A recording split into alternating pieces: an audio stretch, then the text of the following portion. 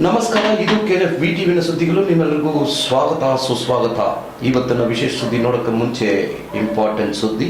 ಇದು ಒಂದು reminder. Aadhaar account ಅನ್ನ ಪೆನ್ಷನ್ ಅಕೌಂಟ್ಗೆ ಲಿಂಕ್ ಮಾಡಿ. ಯಾರ್ಯಾರು 2018ಕ್ಕೆ ಮುಂಚೆ ಪೆನ್ಷನ್ ತಗೊಳ್ತಾ ಇದ್ದೀರೋ ದಯವಿಟ್ಟು ನಿಮ್ಮ ಆಧಾರ್ ನಂಬರ್ ಅನ್ನ ಪೆನ್ಷನ್ ಅಕೌಂಟ್ಗೆ ಲಿಂಕ್ ಮಾಡ್ಕೊಳ್ಳಿ. ಇದು DC ಆದೇಶದ ಮೇಲೆ ನಮಗೆ ನಾಡಕ ಕಚೇರಿಯಿಂದ ಬಂದಿರುವ ಮಾಹಿತಿ. ಇವತ್ತಿನ ಸುದ್ದಿ.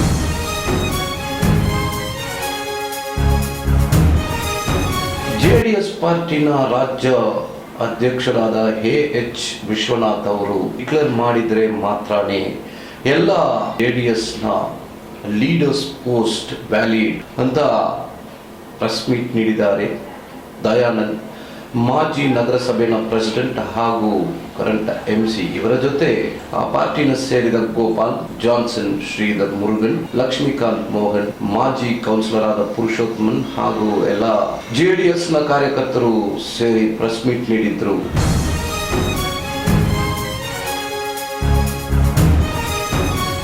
ಶ್ರೀ ಕೋಟಿಲಿಂಗೇಶ್ವರ ದೇವಸ್ಥಾನದ ಧರ್ಮಾಧಿಕಾರಿಗಳಾದ ಡಾಕ್ಟರ್ ಶಿವಪ್ರಸಾದ್ ಅವರು ಕೋಟಿಲಿಂಗೇಶ್ವರ ದೇವಸ್ಥಾನದಿಂದ ಬೇತ್ಮಂಗಲ ತನಕ ಪಾದಯಾತ್ರೆ ಮುಖಾಂತರ ಶ್ರೀಮತಿ ಕುಮಾರಿ ಮಾಜಿ KUDA ಚೇರ್ಮನ್ ಅವ್ರ ಮೇಲೆ ಕಂಪ್ಲೇಂಟ್ ಫೈಲ್ ಮಾಡಿದ್ದಾರೆ. ಈ ಕಂಪ್ಲೇಂಟ್ ಅಲ್ಲಿ ದೇವಸ್ಥಾನದ ಎಂಟ್ರಿ ಟಿಕೆಟ್ ಬುಕ್ ಲಾಕ್ ಮಾಡಿ ಇಟ್ಕೊಂಡಿದ್ದಾರೆ. ಅದೇ ರೀತಿಯಾಗಿ ಬೆಳಗ್ಗೆ 8 ಗಂಟೆಗೆ ನಡೀತಾ ಇರುವ ದೇವಸ್ಥಾನದ ಪೂಜೆಗಳು ಹಾಗೂ ಪ್ರಸಾದ ಡಿಸ್ಟರ್ಬ್ ಮಾಡಿದ್ದಾರೆ ಕುಮಾರಿ ಅವರು ಅಂತ ಕಂಪ್ಲೇಂಟ್ ಫೈಲ್ ಮಾಡಿದ್ದಾರೆ. ಇದಕ್ಕೆ ಎಂಟೈರ್ ಕಮ್ಮಸಂದ್ರ ಗ್ರಾಮನೇ ಪ್ಯಾನಿಕ್ ಆಗಿತ್ತು. ಬೆಳಗ್ಗೆಯಿಂದ ನೋಡೋಣ ಇವತ್ತಿನ ಸುದ್ದಿ.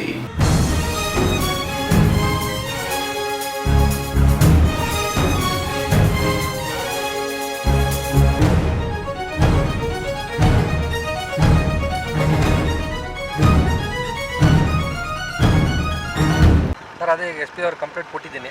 ಈ ಥರ ಕ್ರಿಮಿನಲ್ ಇಂಟರ್ಪ್ರಿಟೇಷನ್ನು ಮತ್ತು ದೇವಸ್ಥಾನ ಆಡಳಿತ ನಡೆಸ್ಕೊಳ್ಳುವಾಗ ಬರ್ತಿರೋಂಥ ಅಡಚಣೆಗಳು ಮಾಡ್ತಿದ್ದಾರೆ. ಪ್ರತಿಷ್ಠಾಪನೆ ಆಗದಂಗೆ ಪೂಜೆಗಳು ನಿಲ್ಲಿಸಿ ಭಕ್ತಾದಿಗಳಿಗೂ ಪ್ರಸಾದನೂ ಕೊಡ್ತಿಲ್ಲ, ಅದನ್ನು ಅಡ್ಡ ಮಾಡಿದ್ದಾರೆ.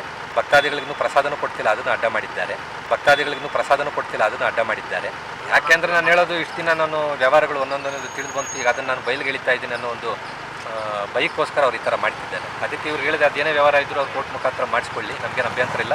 ಆದರೆ ಪ್ರೆಸೆಂಟ್ ಅಲ್ಲಿ ಬಂದು ತೊಂದರೆ ಕೊಡಬಾರ್ದು ಅನ್ನೋದು ವಿನಂತಿ.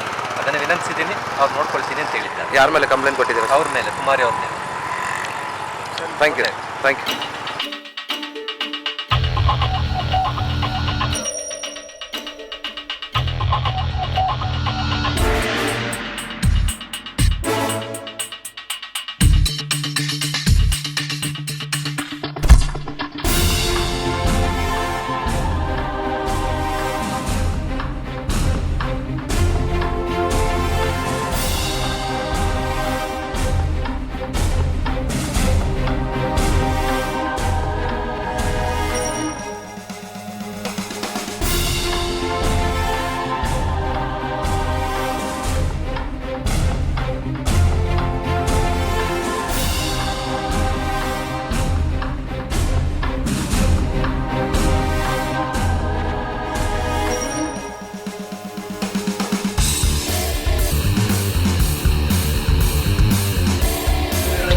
ಈ ರೀತಿ ರಾಜೇಂದ್ರನವರು ಕೆಲವು ದ್ವಂದ್ವ ಹೇಳಿಕೆಗಳನ್ನು ಕೊಡ್ತಾ ಇದ್ದಾರೆ.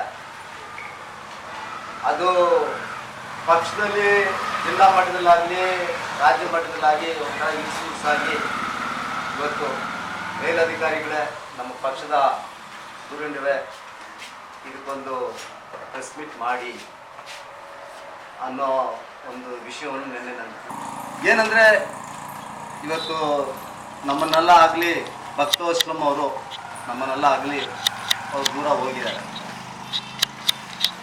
ಅಂಥ ಕುಟುಂಬದ ಬಗ್ಗೆ ಕುಟುಂಬಕ್ಕೊಬ್ಬರಿಗೆ ಸೀಮಿತನ ಅನ್ನೋ ಒಂದು ಪದಗಳನ್ನು ಅವ್ರು ಬಳಸಿದ್ದಾರೆ. ಅದಕ್ಕೆ ಮೊದಲು ನಾನು ಉತ್ತರ ಕೊಟ್ಬಿಡ್ತೀನಿ. ಪಕ್ಷ ಇವತ್ತು ಜಾತ್ಯತೀತ ಜನತಾ ಪಕ್ಷ ಈ KGF ತಾಲೂಕಿನಲ್ಲಿ ಉಳಿದಿದೆ ಅಂದರೆ ಭಕ್ತವಶ್ಲಂ ಅಂತ ಉಳಿದಿದೆ. ಯಾಕೆಂದರೆ ಅದಕ್ಕೆ ಮೊದಲಿನ ಪರಿಸ್ಥಿತಿ ನಿಮ್ಗೆ ಎಲ್ಲರಿಗೂ ಗೊತ್ತಿರೋ ವಿಷಯನೇ. ಒಂದು ಜಾತ್ಯತೀತ ಜನತಾದಳ ಪಕ್ಷ 1000 ಓಟು ಕ್ರಾಸ್ ಮಾಡೋಕ್ಕಾಗ್ದಂಗೆ ಒಂದು ನಗರಸಭಾ ಸದಸ್ಯನೂ ಇಲ್ಲಿ ತೇರ್ಗಡೆ ಮಾಡೋಕ್ಕಾಗದೇ ಒಂದು ಪರಿಸ್ಥಿತಿ ಇದ್ದಾಗ ಅಂಥ ಸಮಯದಲ್ಲಿ 20 ತಿಂಗಳ ಅವಧಿ ಏನಿತ್ತು ಆ ದಿನಗಳಲ್ಲಿ ಬಟ್ಪ್ಲೆ ಬಸ್ ಸ್ಟ್ಯಾಂಡ್ ಓಪನ್ ಮಾಡೋ ದಿನದಲ್ಲಿ ಚಲುವರಾಯ ಸ್ವಾಮಿ ಅವರು ಅವತ್ತು ಟ್ರಾನ್ಸ್ಪೋರ್ಟ್ ಮಿನಿಸ್ಟರ್ ಆಗಿದ್ದರು. ಆ ದಿನದಲ್ಲಿ ಕುಮಾರಸ್ವಾಮಿ ಅವರು ಬಂದಾಗ ಆ ಪಕ್ಷವನ್ನು ಸೇರಿಕೊಂಡು 14-15 ವರ್ಷಗಳಿಂದ ಪಕ್ಷದಲ್ಲಿ ಸತತವಾಗಿ ನಾವು ದುಡಿತಾ ಬಂದಿದ್ದೀವಿ. ಪಕ್ಷವನ್ನು ಬೆಳೆಸಿದ್ದೀವಿ, ರಾತ್ರಿಯಾಗಲೂ ಸತತವಾಗಿ ದುಡಿದಿದ್ದೀವಿ. ದುಡಿದು ಇಲ್ಲಿ 1000 ಓಟು ಇಲ್ಲದಿರೋ ಪರಿಸ್ಥಿತಿಯಲ್ಲಿ ಕೂಡ ಚುನಾವಣೆಯಲ್ಲಿ ಕುಮಾರಸ್ವಾಮಿ ಅವರು ಭಕ್ತವರ್ಷನ್ಗೆ ಸೀಟ್ ಕೊಟ್ಟಾಗ 28,600 ಓಟ್ ತೊಗೊಂಡಿದ್ದೀವಿ, ಗ್ರಾಮಾಂತರ ಪ್ರದೇಶ ಸೇರಿ ಸಿಟಿ ಸೇರಿ. ಅದೇ ರೀತಿ ಎರಡನೇ ಚುನಾವಣೆಯಲ್ಲೂ 24,000 ಚಿಲ್ಲರೆ ಓಟ್ ತೊಗೊಂಡ್ವಿ. ಆದರೆ ಈ ಚುನಾವಣೆಯಲ್ಲಿ ಏರುಪೇರಾಯಿತು, ಅದು ಸತ್ಯಾಂಶ ನಾವು ಒಪ್ಕೊಳ್ತೀವಿ ಕೆಲವು ವಿಷಯಗಳನ್ನು. ಆದ್ದರಿಂದ ಅವರು ಇದಕ್ಕೆ ಮೇಲೆ ಭಕ್ತವತ್ಸಲ ಫ್ಯಾಮಿಲಿಗೆ ಸೀಮಿತನಾ ಅನ್ನೋದಕ್ಕೆ ಉದಾಹರಣೆನೂ ಕೊಡ್ತೀನಿ. ಅವರು ಸತತವಾಗಿ 7 ಸಾರಿ 8 ಸಾರಿ ನಗರಸಭೆ ಸದಸ್ಯರಾಗಿದ್ದರು, ಅದೇ ಥರ ಅಧ್ಯಕ್ಷರು ಆಗಿದ್ದರು, ಅದೇ ರೀತಿ KDA ಚೇರ್ಮನ್ ಆಗಿದ್ದರು. ಈ ರೀತಿ KGFನಲ್ಲಿ ಯಾವ ಉನ್ನತ ಸ್ಥಾನಗಳಿದೆಯೋ ಎಲ್ಲ ಸ್ಥಾನವನ್ನು ಅಲಂಕರಿಸ್ತದೆ. ಒಬ್ಬ ಇವತ್ತು ಅವರು ದೈವಾಂತರಾಗಿ ಇವತ್ತಿಲ್ಲ ನಮ್ಮನ್ನು, ಆದ್ರೇನು ಅವರ ಕುಟುಂಬದ ಬಗ್ಗೆ ಅವರ ಬಗ್ಗೆ ಅವಹೇಳನಕರ ಹೇಳಿಕೆ ಕೊಡೋದು ತಪ್ಪಾಗುತ್ತೆ. ಯಾಕಂದರೆ ನಿಮ್ಮ ಪೇಪರ್ನಲ್ಲೇ ಕೊಟ್ಟಿದ್ದೀರಿ, ಕೆಲವರು ಎಲ್ಲ ಸುದ್ದಿ ಮಾಡಿದ್ದೀರಿ ನೀವು, ನಾನು ನೋಡಿದೆ. ಭಕ್ತವತ್ಸಲ ಸೀಮಿತನಾ JDS ಪಾರ್ಟಿ ಇಲ್ಲ, ಇವತ್ತು ಅವರಿಲ್ಲ, ಇದು ನಾನೇ ನಡೆಸ್ತಾ ಇದ್ದೀನಿ, ಪಕ್ಷಕ್ಕೆ ಮುಂದಾಳತ್ವ ವಹಿಸಿದ್ದೀನಿ, ಅವ್ರ ಫ್ಯಾಮಿಲಿ ಅವ್ರು ಯಾರಾದ್ರು. ಇವತ್ತು ನಾವು ಇಲ್ಲಿ ಅವರ ಒಂದು ನೇತೃತ್ವ ಏನಿದೆ ಅವ್ರು ಏನು ಹಾಕ್ಕೊಟ್ಟಿದ್ದಾರೆ ಆ ಹೆಜ್ಜೆ ಮೇಲೆ ನಾವು ಪಕ್ಷ ನಡ್ಸ್ಕೊಂಡು ಹೋಗ್ತಾ ಇದ್ದೀವಿ.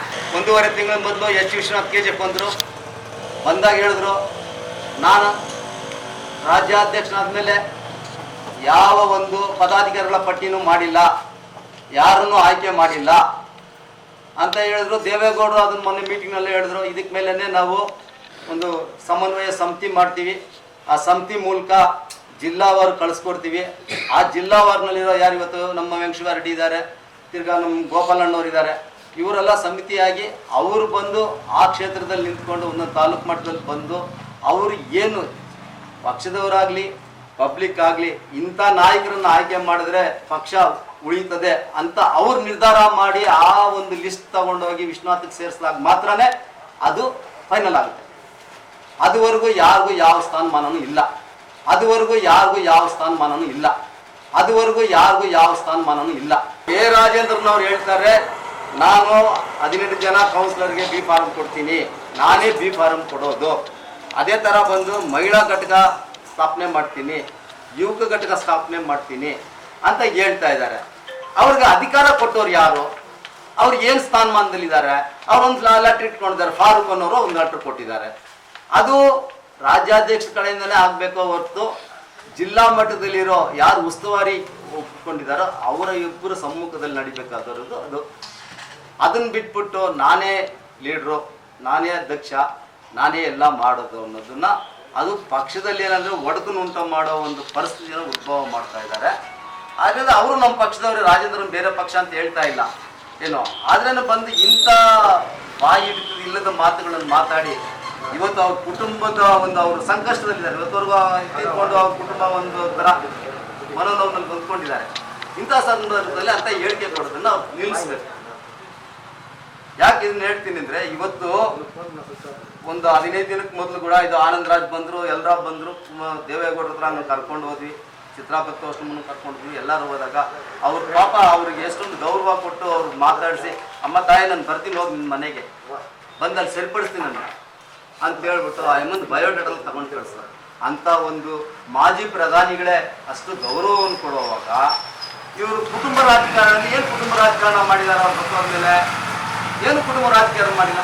ಇವಾಗ ಎಲೆಕ್ಷನ್ ಬರ್ತದೆ, ಮುನ್ಸಿಪಲ್ ಎಲೆಕ್ಷನ್ ಬರುವಾಗ ಅವ್ರ ಕುಟುಂಬದಲ್ಲಿ ಸತತವಾಗಿ 2-3 ಗೆಲ್ತಾನೆ ಬಂದಿದ್ದಾರೆ, ಎಲ್ಲೂ ಸೋತಿಲ್ವಲ್ಲ ಅವರು ಮಾಡಿದ್ದಾರೆ. ಅದೇ ಥರ 7 ಜನ 8 ಜನ ಇಟ್ಕೊಂಡು ಜಾತ್ಯತೀತ ಜನತಾದಳ ಪಕ್ಷದ ನನ್ನನ್ನು ಅಧ್ಯಕ್ಷನಾಗಿ ಮಾಡಿದ್ದಾರೆ, ಅವರು ಅಧ್ಯಕ್ಷ ಆಗಿದ್ದಾರೆ.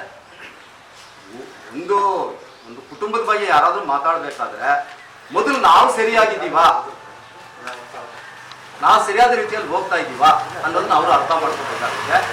ಆದ್ದರಿಂದ ಅವ್ರ ಬಗ್ಗೆ ನಾನು ಕೆಟ್ಟದಾಗೋ ಇಲ್ಲ ತಪ್ಪಾಗಿರೋದ್ರಲ್ಲಿ ಮಾತಾಡೋಕ್ಕೆ ಇಷ್ಟಪಡಲಿಲ್ಲ. ನಾವು ಇವತ್ತು ಏನು ಹೇಳ್ತೀವಿ ಅಂದರೆ, ಕೆ. ರಾಜೇಂದ್ರನವರಿಗೆ ನೀವು ಪಕ್ಷದಲ್ಲಿ ಸ್ಥಾನಮಾನ ಹೊಂದಿದ್ದವ್ರೆ, ನೀವು MLA ನಿಂತಿದ್ದವ್ರೆ, ನಿಮಗೂ ರಾಜಕೀಯ ಅನುಭವ ಇದೆ, ಈ ಪಕ್ಷ ಬಿಟ್ಟು ಹೋದ್ರೋ ಪಕ್ಷಕ್ಕೆ ಬಂದರೂ ಅದನ್ನ ಬಗ್ಗೆ ನಾನು ಮಾತಾಡೋಕ್ಕೆ ಇಷ್ಟಪಡ್ತಾ ಇಲ್ಲ. ಆದ್ದರಿಂದ ದ್ವಂದ್ವ ಹೇಳಿಕೆ ಕೊಡೋದನ್ನು ನಿಲ್ಲಿಸಿ. ಇದು ನಿಲ್ಲಿಸ್ದಂಗೆ ಹೋದರೆ ನಿರ್ಣಯ ನೀವು ಕೊಟ್ಬಿಟ್ಟು ಹೇಳಿಕೆ ಆಲ್ರೆಡಿ ನೀವು ಕುಮಾರಸ್ವಾಮಿಗೆ ದೇವೇಗೌಡರುಗಳ ಅದನ್ನೆಲ್ಲ ಕಟಿಂಗ್ ಹಾಕಿ ಕಳಿಸ್ಬಿಟ್ವಿ ನಾವು, ವಿಶ್ವನಾಥ್ಗೂ ಹಾಕಿ ಕಳಿಸ್ಬಿಟ್ವಿ. ನಾನು ನಿಮ್ಮನ್ನೇ ಕೇಳ್ತೀನಿ, ಸತ್ಯಾಂಶ ಅರ್ಥ ನಾನು ಇವತ್ತು ಈ ಸಭೆ ಕರೆದಿರೋ ಕಾರಣನೇ ಪಕ್ಷದಲ್ಲಿ ಒಂದು ಇಡ್ತಾ ಇರಬೇಕು. ಪಕ್ಷದಲ್ಲಿ ಬಂದು ಆ ಕುಟುಂಬದ ಬಗ್ಗೆ ಆ ಥರ ಎಲ್ಲ ಮಾತಾಡೋದನ್ನ ನಿಲ್ಲಿಸ್ಬೇಕು. ಯಾರೇ ಆಗಲಿ, ಇಲ್ಲೇ ಇರೋರಾಗಲಿ ಎಲ್ಲರೂ ಆಗಲಿ. ಯಾಕೆಂದರೆ ಅವ್ರು ಇರೋವರೆಗೂ ಅವ್ರು 35 ವರ್ಷ ರಾಜಕಾರಣದಲ್ಲಿ KGFನಲ್ಲಿ ಇನ್ನೂ ಇತಿಹಾಸ ಕಂಡಿಲ್ಲ, ಇನ್ನೊಬ್ಬರು ಆ ಥರ ಹುಟ್ಟಲ್ಲ. ಅಂಥ ಪರಿಸ್ಥಿತಿ ಇಂಥ ಹೇಳಿಕೆಯನ್ನು ಕೂಡ ನಿಲ್ಲಿಸಬೇಕು ಅಂತ ಹೇಳಿ ಇವತ್ತು ಪ್ರೆಸ್ ಮೀಟನ್ನು ಕರೆದಿದ್ದೆ. ನೀವು ದಿನಪತ್ರಿಕೆಗಳಲ್ಲಿ ಏನು ಬರೆದಿದ್ದೀರಿ, ಅವರು ಈ ಥರ ರಾಜ್ಯ ಮಟ್ಟ ಮಾಡ್ತೀನಿ, ತಾಲೂಕು ಮಟ್ಟ ಮಾಡ್ತೀನಿ, ಇವ್ರಿಗೆ ಅಧಿಕಾರ ಕೊಟ್ಟವ್ರು ಯಾರು? ಅದೇ ವಿಶ್ವನಾಥ್ ಬರೋರು ನೀವೇ, ಅವರೇ ನೀವೇ ಅವ್ರಿಗೆ ಕೇಳಿದ್ರಿ, ಅವರು ನಿಮ್ಗೆ ಉತ್ತರ ಕೊಟ್ಟರು. ಯಾರಿಗೂ ಯಾವುದೂ ನಾವು ಸ್ಥಾನಮಾನ ಕೊಟ್ಟಿಲ್ಲ, ಇನ್ನು ನಾವು ಏನೂ ಮಾಡಿಲ್ಲ ಅಂತ ಅದನ್ನು ನೀವೇ ಬರೆದ್ರಿ. ಆದ್ದರಿಂದ ಇವತ್ತಿನ ಪರಿಸ್ಥಿತಿಗೆ KGFನಲ್ಲಿ ಯಾರಿಗೂ ಸ್ಥಾನಮಾನ ಇಲ್ಲ. ಆದರೆ ಬಂದು ಚಿತ್ರಾ ಭಕ್ತವತ್ಸಲ ಅವ್ರನ್ನ ಈ ತಾಲೂಕಿಗೆ KGF ಕ್ಷೇತ್ರದ ಮುಖಂಡರಾಗಿ ನಾವು ರೆಸಲ್ಯೂಷನ್ ಮಾಡಿ ಆಯ್ಕೆ ಮಾಡಿದ್ದೀವಿ. ಅದು ಒಂದು ಬಿಟ್ಟರೆ ಬೇರೆ ಯಾವುದನ್ನು ಇನ್ನು ಯಾರಿಗೂ ಕೊಟ್ಟಿಲ್ಲ. ಏನು ಕೊಡಬೇಕಾದ್ರೂ ವಿಶ್ವನಾಥ್ ಮುಖಾಂತರನೇ ಜಿಲ್ಲಾ ಉಸ್ತುವಾರಿ ಅವರು ಬಂದು ಅದು ನಮ್ಮ ಕೈ ತಪ್ಪಿದಾಗ ಮಾತ್ರ ಅವನಿಗೆ ಅಧಿಕಾರವಾಗಿರ್ತದೆ. ಅದುವರೆಗೂ ಯಾರಿಗೂ ಅಧಿಕಾರ ಇಲ್ಲ. ಇಷ್ಟೇ ಸಬ್ಜೆಕ್ಟು, ಬೇರೆ ಏನಿಲ್ಲ. ಸರ್, ಪಕ್ಷಕ್ಕೆ ಅಧ್ಯಕ್ಷರು ಯಾರು ಸರ್ ಇವಾಗ? ಯಾರು ಇಲ್ಲ ಅಂತ ಎಷ್ಟು ಸರಿ ಹೇಳ್ತಾ ಇದ್ದೀನಲ್ಲ, ಯಾರು ಇಲ್ಲ ಅಂತ ಹೇಳ್ತಿರಲ್ಲ. ಇವಾಗ ಗೋಪಾಲ್ ಸರ್ ನಾನೇ ಅಧ್ಯಕ್ಷರಲ್ಲ, ಅದಕ್ಕೆ ಅವರು ಹಳೆಬರಾಗಿದ್ದಾರೆ, ಹಳೆಬರಾಗಿ ಅದೇ ಅದೇ ಹೇಳೋದೇನು ಗೊತ್ತಾ, ಇಲ್ಲಿ ಗೊಂದಲ ಮೂಡ್ಸೋ ಕಥೆನೇ ಇಲ್ಲ. ಹೈಕಮಾಂಡ್ ಏನ್ ತೀರ್ಮಾನ ಮಾಡುತ್ತೋ ಅದಕ್ಕೆ ಬದ್ಧ, ಆಯ್ತಾ? ಅದ್ರಲ್ಲಿ ನಾನು ನೀನು ಅನ್ನೋದು ಯಾರ್ದು ಇಲ್ಲ. ನಾಳೆ ನಾನು ಹೋಗ್ಬಿಟ್ಟು ನೀನು ಬಂದು ಜಾತ್ಯತೀತ ಜನತಾದಳ ಪಕ್ಷದಲ್ಲಿ ಕಸ ಗುಡಿಸಿದ್ರು ನಾನು ಗುಡಿಸ್ತೀನಿ. ಪಕ್ಷಕ್ಕೆ ನಾನು ನನ್ನ ಋಣ ಅದು. ಆದ್ದರಿಂದ ಅವ್ರು ಹೈಕಮಾಂಡ್ ಏನು ತೀರ್ಮಾನ ಮಾಡ್ಕೊಡ್ತಾರೋ ಅದನ್ನು ಒಪ್ಕೊಳ್ಳೋಕೆ ನಾವು ಸಿದ್ಧ ಇದ್ದೀವಿ. ಸ್ನೇಹಿತರೆ, ಇಷ್ಟೊತ್ತು ನೀವು ನೋಡಿದ್ದು KGF VTV ಸುದ್ದಿಗಳು. ಮರಿದ್ರೆ ನಮ್ಮ ಚಾನೆಲ್ ಅನ್ನು ಸಬ್ಸ್ಕ್ರೈಬ್ ಹಾಗೂ ಬೆಲ್ ಬಟನ್ ಅನ್ನು ಕ್ಲಿಕ್ ಮಾಡ್ಕೊಳ್ಳಿ. ಅದೇ ರೀತಿಯಾಗಿ ಫೇಸ್ಬುಕ್, ವಾಟ್ಸಪ್ ಹಾಗೂ ಟ್ವಿಟರಲ್ಲಿ ಫಾಲೋ ಮಾಡಬೇಕಂದ್ರೆ ಲಿಂಕ್ ಡಿಸ್ಕ್ರಿಪ್ಷನಲ್ಲಿದೆ. ಮರಿದ್ರೆ ಕ್ಲಿಕ್ ಮಾಡಿ ಫಾಲೋ ಮಾಡ್ಕೊಳ್ಳಿ. ಇದು KGFನ professional online news channel with more than 7,200 subscribers. ಮುಂದಿನ ಸುದ್ದಿಯಲ್ಲಿ ನೋಡೋಣ. ನಮಸ್ಕಾರ.